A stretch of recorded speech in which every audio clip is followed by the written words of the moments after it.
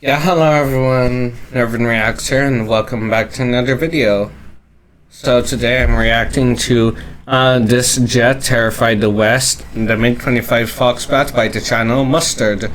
And the reason why I decided to react to this is because I don't know if I've already told you this before in my past videos, but I watch a lot of international news, especially on the channel we on. They've been covering a lot of they've posted a lot of videos covering the events happening in Europe and the Middle East. And obviously the election in the US, because, it's a pretty big game changer.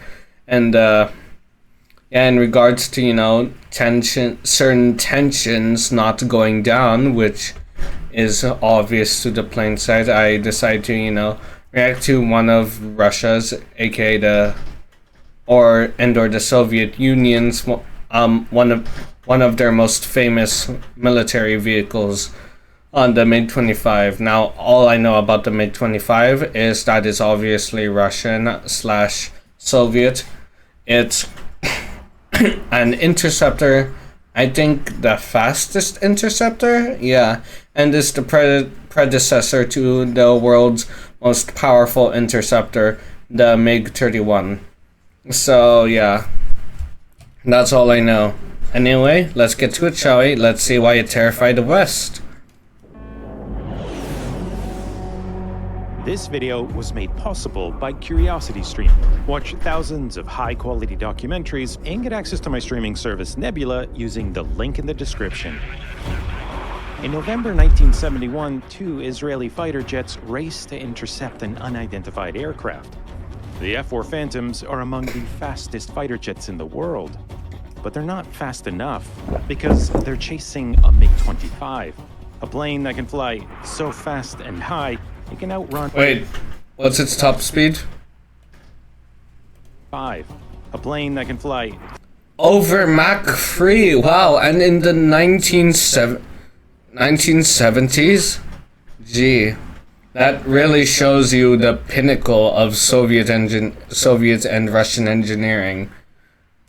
So fast and high, it can outrun any fighter or air defense system.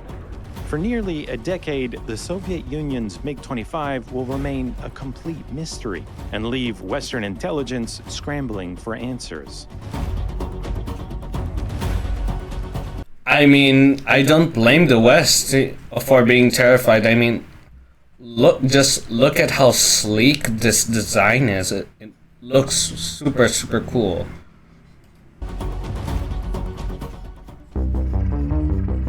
In the opening years of the Cold War, a new kind of weapon emerged, the intercontinental bomber, an aircraft with enough range to reach nearly any part of the world to deliver a nuclear strike.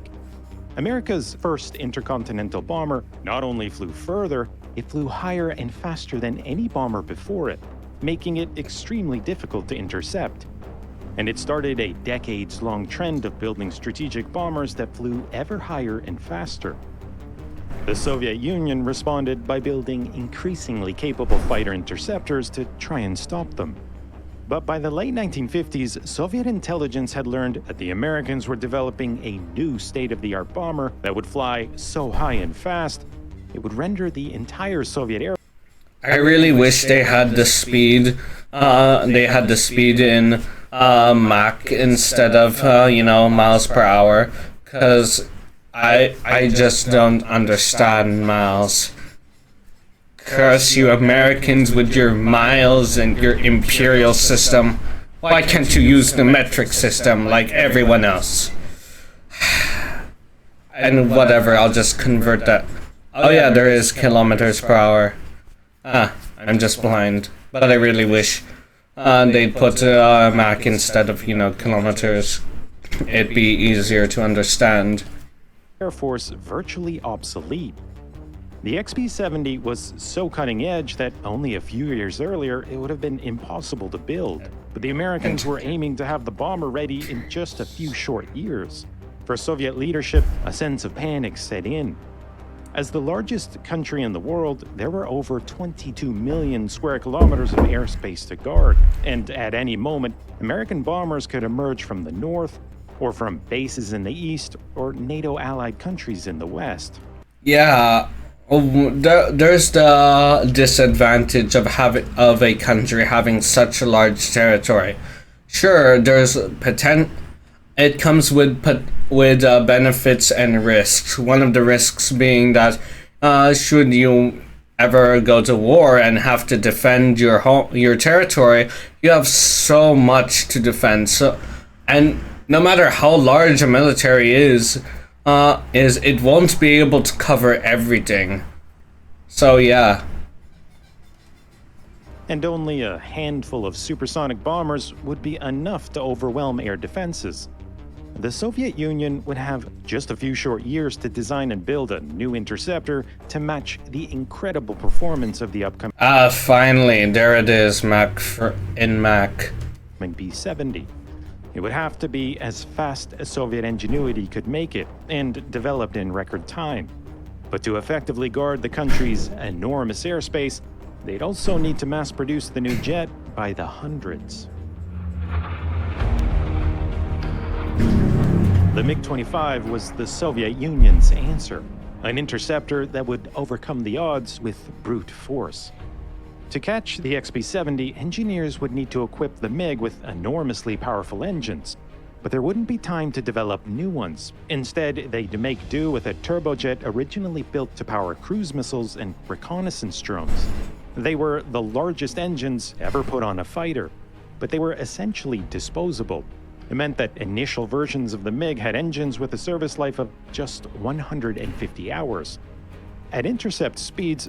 Yep, and obviously a lot of people will obviously say the Russian military, all their stuff is outdated and whatnot. Well, there's the thing you have to understand. Russian military doctrine is different to how the U.S. military doctrine operates, whereas the U.S. spends money into building new stuff.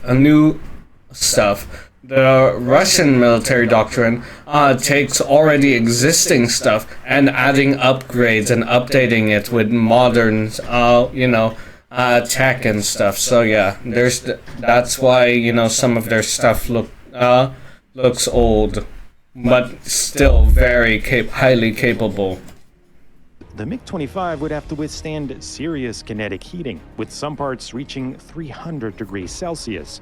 But lightweight, heat-resistant titanium was just too difficult to produce on a mass scale.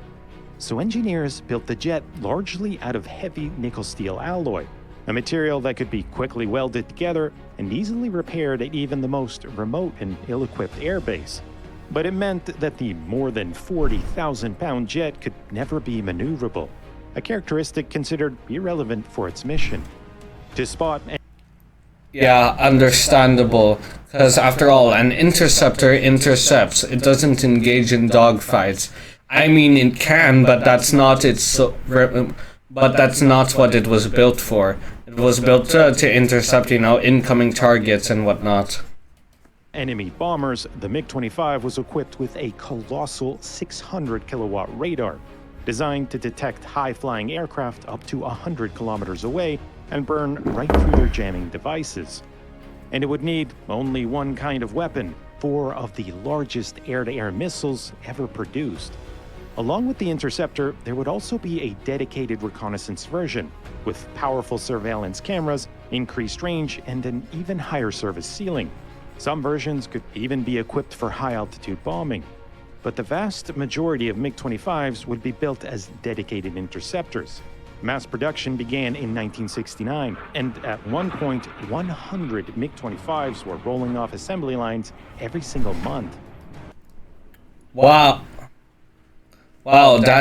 that's absolutely insane. 100 jets in 1 month. Honestly, wow, that just goes to show how fear is also another form of motivation. Have any of you guys seen the movie Interstellar? Honestly, really beautiful movie. 5 stars, 5 out of 5 stars for me. And if you've watched the movie, I think you remember when the I forgot his name, but basically the doctor on that icy planet stating that our fear is our greatest source of inspiration. And honestly, that's so true. I mean, take a look at this. The Soviets feared America's new jet, so they built they built the Mig-25 to counter it. And honestly, that really just goes to show and prove that point. Fear is essential, because I mean, without fear, we'd basically be like, mannequins and stuff. Anyway, let's continue. The MiG-25 would fly higher and faster than any combat jet in history, and it would have a profound effect on the Cold War, just not in the way the Soviets were expecting.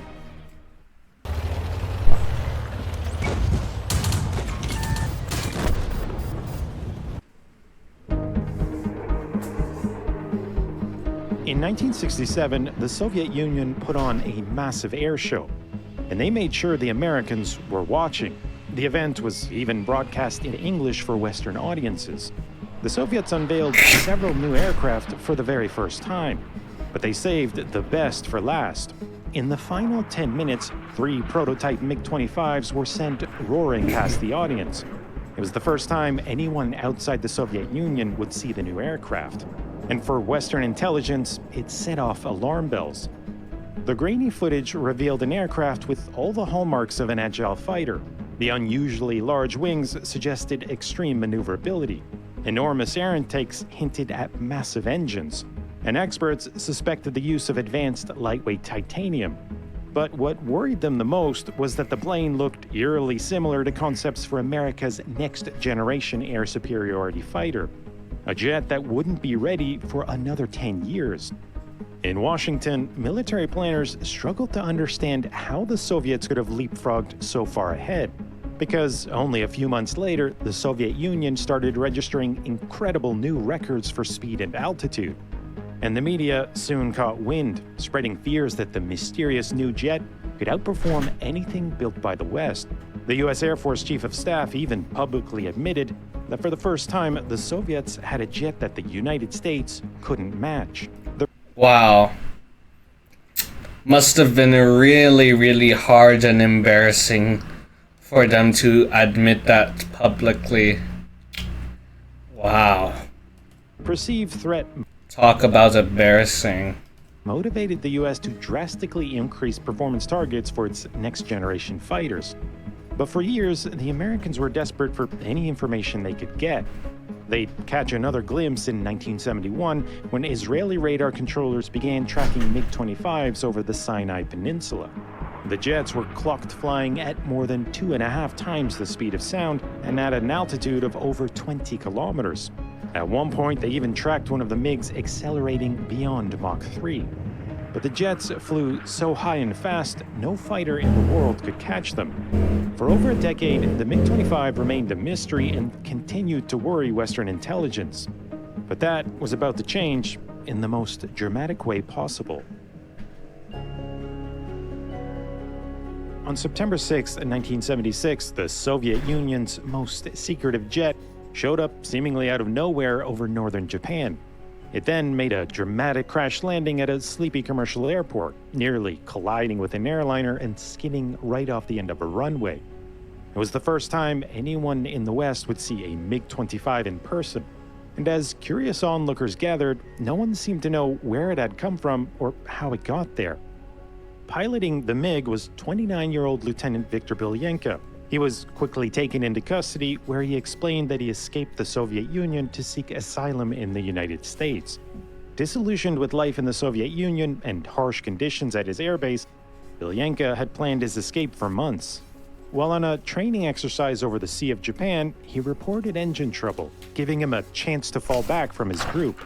Belyanka then descended low enough to evade radar detection. Once out of Soviet airspace, he set course for the nearest Japanese airbase. But with limited fuel and difficulty navigating, he was forced to find the nearest airport. Belyanka was well aware that his MiG-25 was a prized possession, and he provided invaluable information to Western intelligence, who shipped his MiG to a nearby airbase to examine every inch of it. And they were in for a shock of a lifetime. The MiG-25 obviously wasn't the agile fighter they were expecting. Yeah, considering its heavy material, yeah. Heavy stainless steel airframe severely limited maneuverability, and the large wings were needed just to keep the jet airborne. The engines, while powerful enough to exceed Mach 3, couldn't sustain those speeds without permanent damage, meaning the practical limit was around Mach 2.8. The MiG's radar was powerful, but lacked look-down capability, meaning it couldn't track low-flying targets.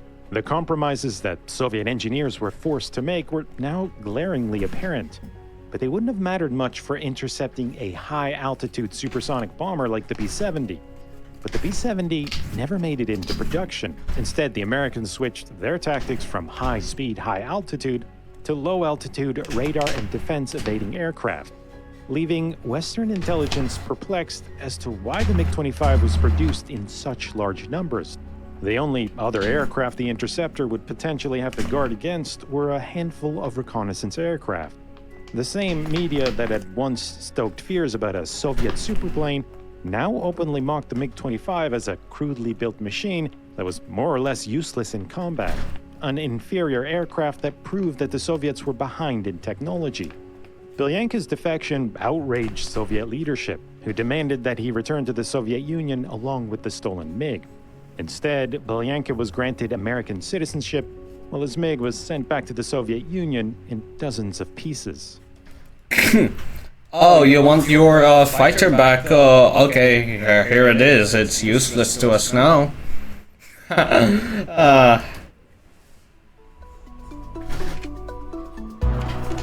The Americans had learned everything there was to know about the MiG-25, and they now understood critical components of the Soviet air defense system.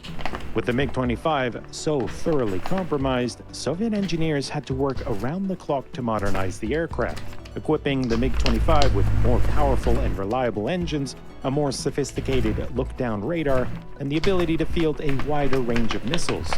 Meanwhile, older versions of the jet, no longer a closely guarded secret, were exported to other countries. In all, nearly 1,200 MiG-25s were produced. But more than 50 years later, the MiG-25 is still the fastest fighter jet ever built, an aircraft that would set 29 world records. Well, there's a reputation to behold. In 1977, a MiG-25 climbed to an incredible altitude of 123,000 feet, setting a record that still stands today. Although the aircraft had been built to intercept high-altitude bombers, downgraded export versions even saw moderate success in combat. But by the late 1970s, the Soviet Union had moved on. Development of a next-generation interceptor was well underway, a jet that would have cutting-edge avionics, sophisticated engines, and a radar and weapon control system so advanced it could engage multiple targets simultaneously from 100 kilometers away and even link with other fighters to coordinate an attack, in the process instantly upgrading the capabilities of older Soviet fighters.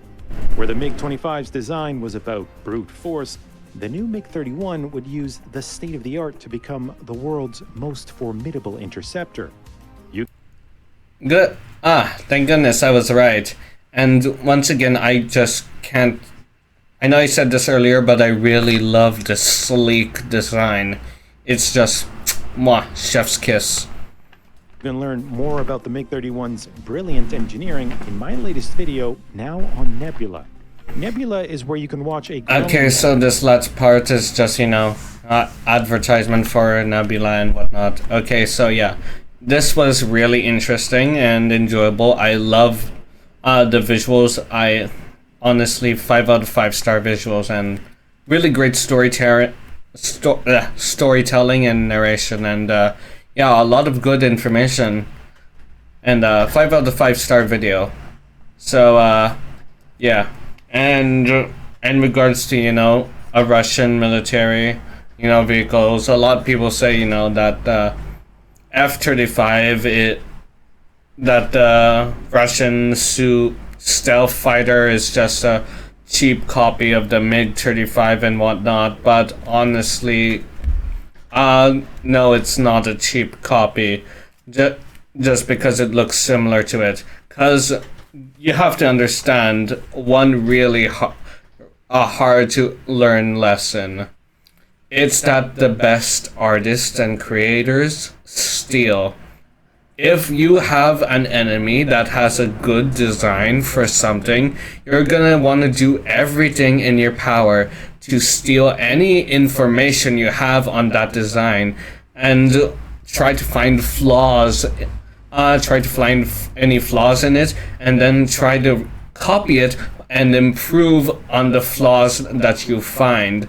And that's basically what China and Russia does. They stole valuable information about F-35 and the F-22, and they did what they could and made their own stealth planes. And though not as good as the originals, Russia and China are progressing in their tech industry, and eventually they are gonna match, if not beat, the US in that field. So yeah, and I don't really have anything else to say really. So yeah, if you like this video, please hit that like and subscribe. Check out my Facebook page, links in the description, and so will the link to the original video by Mustard. Go check him out, because honestly this was a really good video. Anyway, that's all for today. I'll see you guys next time. Bye!